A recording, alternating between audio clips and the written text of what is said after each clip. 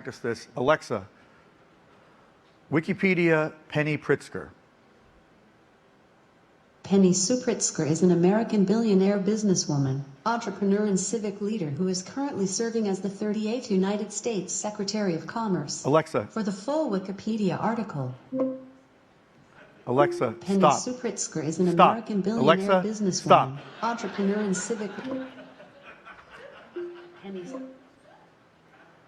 Alexa, stop. Thank you. Penny, please join us on stage.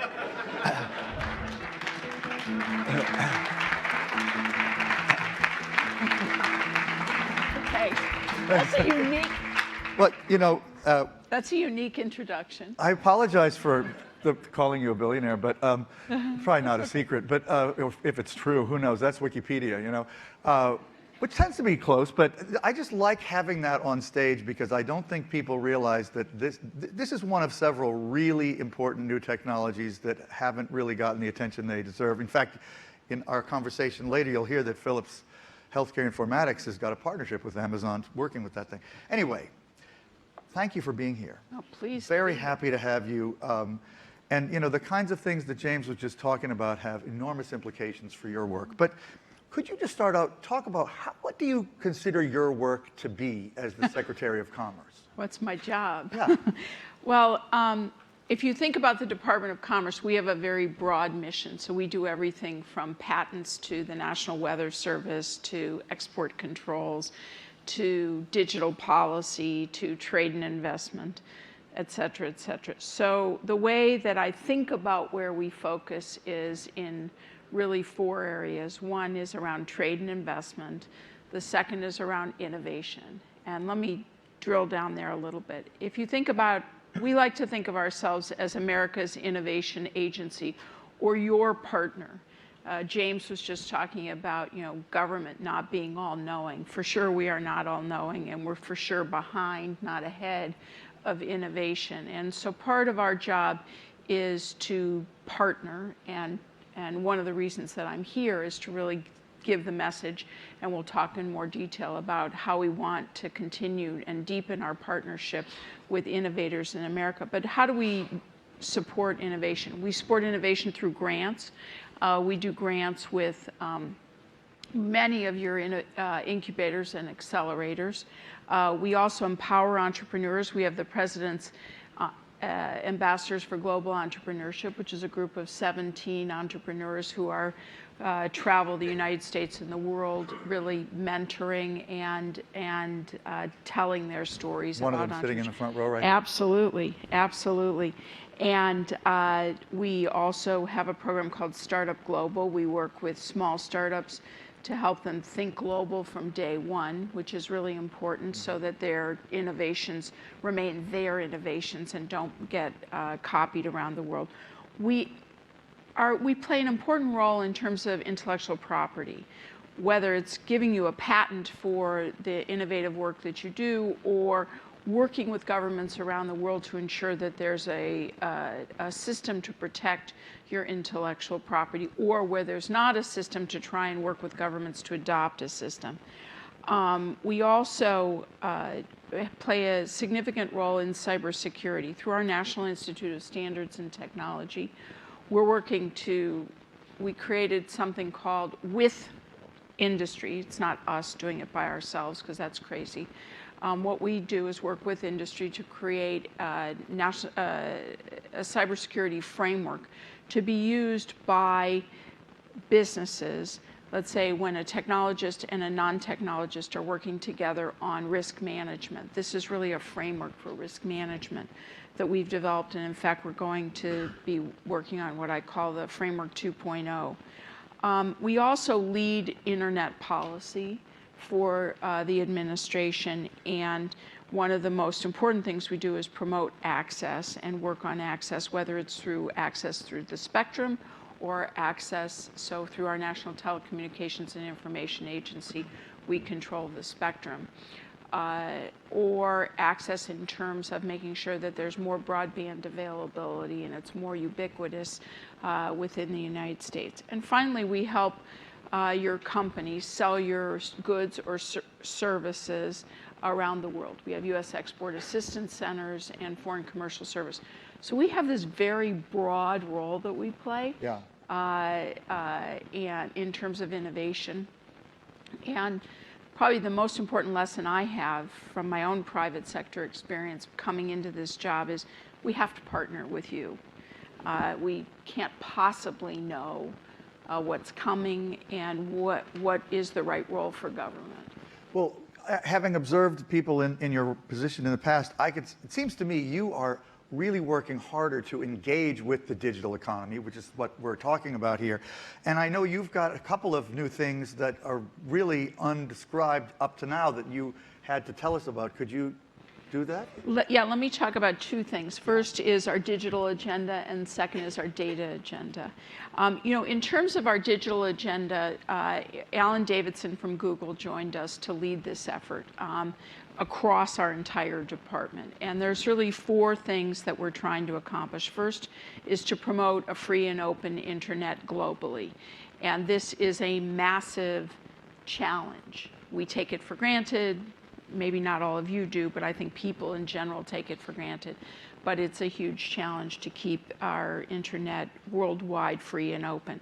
The second is to promote online trust. So issues around privacy and security, whether we're dealing with the EU safe harbor or we're dealing with privacy concerns post-Snowden, these are our purview. The third is, as I said, to ensure access to the internet. So we work on policies to try and expand access. About 20+% of the United States does not have, households do not have access to high-speed internet, which is a real problem. And then the fourth is to be a bridge for you to promote innovation. So whether those are smart intellectual property rules, smart patent policies, or encouraging the next generation of technologies and working between you and the rest of government to try and translate the importance of the voice of business, which is really what the president has asked us to do, is to be that voice of business as we're making policy throughout the administration. So that's a broad set of objectives. And one of the things we did is we formed the Digital Economy Board of Advisors to advise us. So we have representatives, senior representatives from companies. Well, we're about to form it. This is one that we're in the process of putting together. But you haven't really talked about this publicly before, have you? No, this is a brand new announcement to put together this advisory board to help us. And we're looking for senior leaders and CEOs of your companies to help advise us. What we know, we're the world's largest exporter of internet services. We know that within 10 years, products and services that will be reliant on cross-border data flows will be over $1 trillion marketplace. We know the Internet of Things is anticipated by 2020 to be, a $1.7 trillion global marketplace. So, but we need help from the working together with the private sector so that we in government don't do what James was worried about, which is become an impediment to innovation, but rather we're partners in innovation and we're looking out for the public good, but we're also enabling innovation. And one of the ways that we're doing that is we're also standing up policy labs within the Department of Commerce, let's say, to work with folks like yourself on new technologies, say autonomous vehicles or unmanned aerial systems or Internet of Things or the future of work, to say how do we bridge from where we are today to the vision all of you have for the future, but how do we get from here to there, recognizing there will be disruption, but in a way that is society can handle it. So that's our digital agenda. That's a fairly integrated set of things that you're kind of pushing out right together as a set of initiatives. Absolutely. And like any good leader of an organization, we have, someone who's running it, who has a team below him. Alan is running this and has his team that's working on bringing all the resources of our department together, but then also working with the interagencies so that there's greater coordination. On the data initiative, and this is really exciting, we hired our first chief data officer, Ian Kalin, who I think I saw him at some point in the back of the room. He's here as well, as is Alan. If you think about the Department of Commerce, we are really America's data agency. And why do I make that claim? I make that claim because no other department in the federal government has the breadth or the depth or the reach of the data that we do. So for example, we have everything from personal income data to population growth data. We keep time. You want to know who's in charge of time? It's us.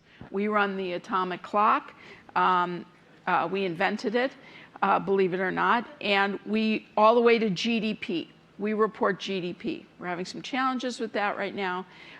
Too many revisions as far as I'm concerned, but we're working on that. Export data all the way to reporting on the local weather. So we're full, just the Weather Service alone produces 20 to 40 terabytes of data a day. So, but what we're not doing is making that information available. We're not, in a way, we need to unlock the economic potential of our data. And so that you in business can make smarter decisions, so that we in government can make better policy decisions, so that our citizens are better informed. And so we have a job, we have work to do there. So what we've done is, first of all, we made data one of the 5 pillars of our strategy, so we decided it was important. Second is we recruited 19 of the top data officers from around the country to be part of an advisory group. So in the digital economy, we're forming an advisory group. In data, we've been at work for about a year. So representatives from Google and IBM and PayPal and Intel, your peers are here, are helping us. And what I want to tell you about, which is new, is we've created what we call the Commerce Data Service. Now, what is that?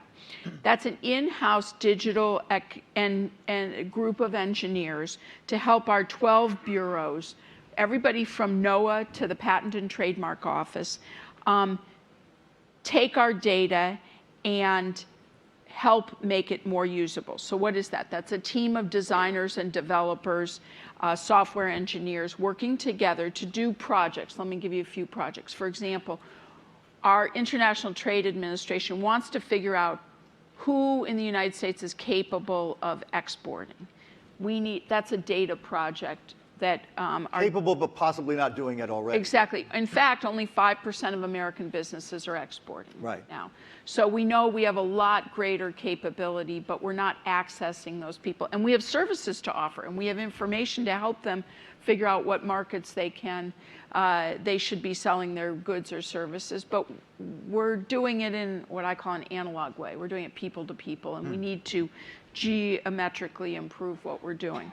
Or, for example, how do we take our patent data and make it machine readable? This is something that our Commerce Data Service would do. Or how do we consolidate the data that we have from everything from our Economic Statistics Administration to our census data to better understand American income? We're all, read in the newspaper this issue about income inequality. But we need to provide more information to researchers, to reporters, and to policymakers so that we can better address the challenge in front of us. The other thing we're working on is creating common data standards to be used across the federal government. Wow. So that we're not going to get this all done in our administration, but we are hell-bent on getting these initiatives off the ground so that we're providing a better service, frankly, to all of you in this room, because you know what to do with this information. So that if the next administration has people that believe in data, yes, that's sort of a joke. But anyway, yeah. But I think that is fantastic. You know, one of the things that you're working on too, if I could just shift slightly, you know, trade is such a big part of your work. And, you know, the Trans-Pacific Partnership has just been unveiled. The language is out there. It's somewhat controversial. Could you talk a little bit about what you think that represents, the prospects that it has of getting actually adopted, and how it relates to the digital economy? Sure.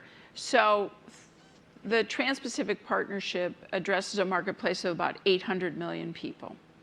It's the fastest growing, Asia Pacific's the fastest growing marketplace in the world. There's about 500 million middle class in the Asia Pacific region. It's going to about 3.2 billion. Not all of those countries are part of the Trans-Pacific Partnership. But the goal of the Trans-Pacific Partnership is to really set the rules for trade in the 21st century. So it's about 40% of global GDP is included in the countries that have participated. It's a deal between 12 countries, which is unprecedented. We don't have that kind of free trade agreement. It's never before been that kind of... No. So, and there's many pillars of it, but let me emphasize a few, and let me go into a few that are particularly relevant for this crowd. First of all, market access. It lifts tariffs on about 18,000 products and services. So it makes it cheaper for you to sell your goods and services around the world, which is critical. The second is it has the strongest enforceable labor standards of any free trade agreement. So the countries have agreed that they're going to live by the International Labor Organization standards, or what we call the May 10th labor standards.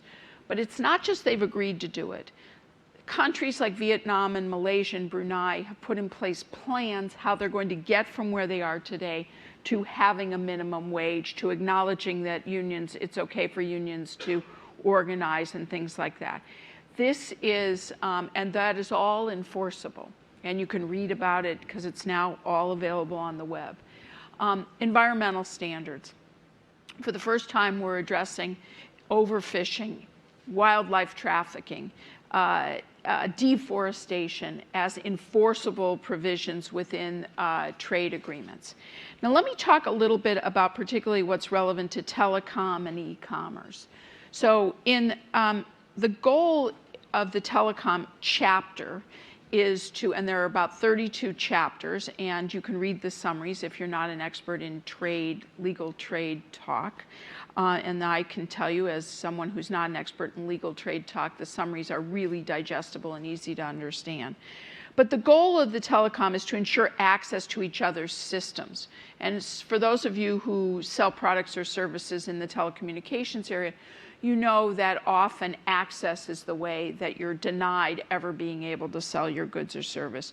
Another is access to spectrum, which is fair access is part of the trade agreement. There's transparent rulemaking processes in the telecommunication area, and there's insistence that the regulator is impartial.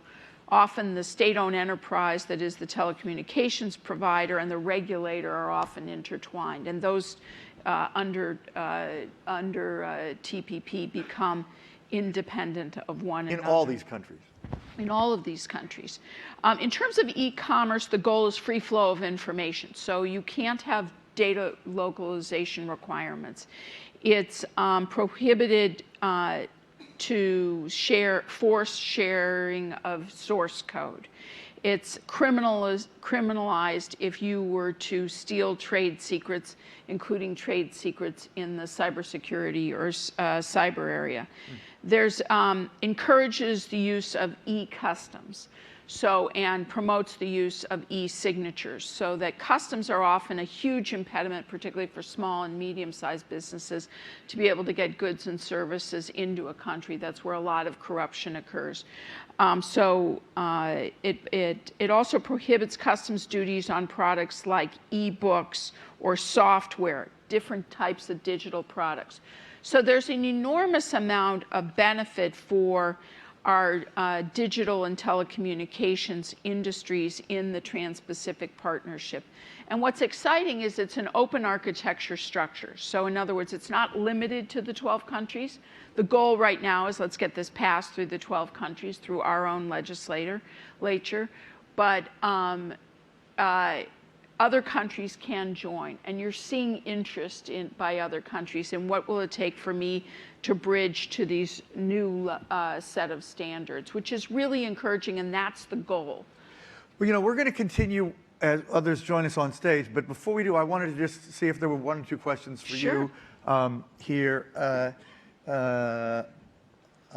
Could we get the mic there, and could you identify yourself? Thanks very much. Merritt Jano from Columbia University.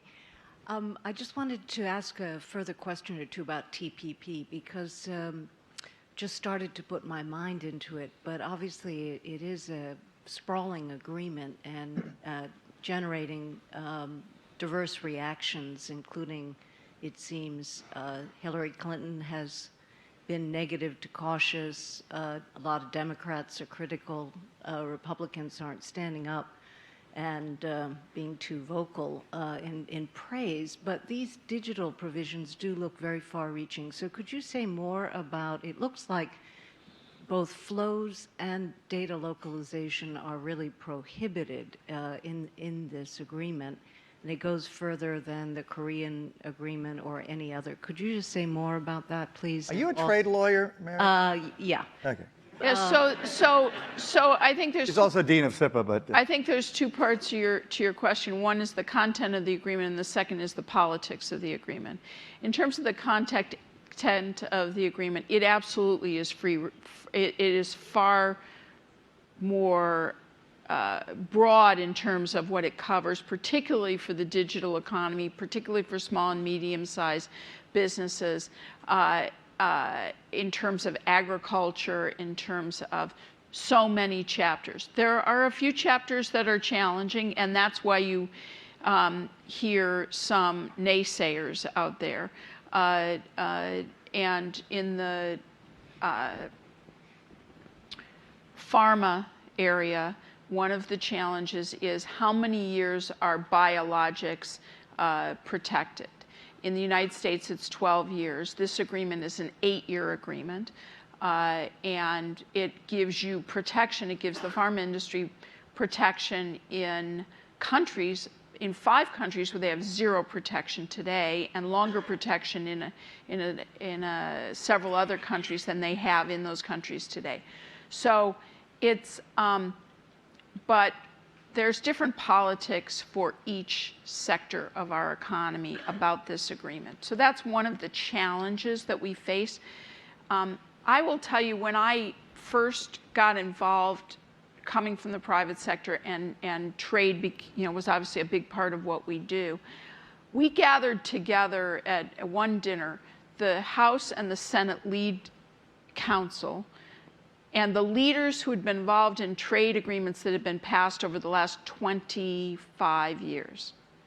And I said to them, what should I know about trade? Help me understand how this works. And what you realize is the politics is always difficult. And so if you expect everybody to stand up and cheer, they're not going to do it. That's not the way it works. It will always be a vote by 1 or 2 if you get this passed. Because there's always a local component, there's an industry that feels they didn't get exactly what they wanted. But what I will tell you is, having been a part of this process for the last 2+ years, is there's no industry we weren't listening to. And the question is, how far could you get? We had these industry trade groups that were privy to the negotiations and privy to the language and were advising us. It's not that we divined as government what you in the digital economy wanted. Your representatives on these groups helped us with this language, and we pushed as far as we can get. Now, you all are dealers. You do deals. You all have done deals with 1 party or 2 parties. Imagine doing a deal with 12 countries. I mean, this is really, how do you get all the lions on the stools all at the same time with everything from intellectual property protection to e-commerce to state-owned enterprises? You know, it took 5 or 6 years for this agreement to come to fruition. But you now have 12 countries who want to do this, that provide you greater access and greater competitiveness than you've ever had before, and we as a country have ever had before. But the politics will be hard, and so you need to look past the politics, and if this is something you believe in, you need to work with, you know, make sure your voice is heard on this. But at the end of the day, the vote will always be close. So I want to just quickly hesitate there, and then I don't know whether, maybe you and I don't mean to do this, but let's stand up and let them reconfigure the stage, and will John and Jeroen please come out. So while we're doing that, and we're standing, could I, John and Jeroen, please do come. So you're not worried about Hillary Clinton's opposition? That does sound kind of scary to those of us who want to see something happen here. That, John, please. It's all the more. Okay, we're going to hear. You know, I mean, I all sit here. understand the politics, and I'll leave that to the politicians to talk about that decision and her campaign, because I don't really know what drove that. But what I would say is all the more reason we need to get this done. And there's an obligation within the agreement that the agreement is made public for a certain number of days. The president last week sent the full text, as well as all the various attachments, as well as the plans for how you go from to meet the labor standards, made that available online. So it's all plus chapter summaries, etc. So it's still just being digested, really. Is what totally. Yeah, I mean, you're not terribly worried about Hillary. There's no way you could have possibly understood it. It was just public last Thursday morning at 5 a.m. Okay. So it's you know, what I would say though is time is our enemy for this, in that the first days that a vote can occur is probably March of next year, given the amount of time it needs to be public. There's time frames that are required. You know, if this is something you believe in, make sure your voice is heard, because it's not necessarily something we know can happen. Well, I want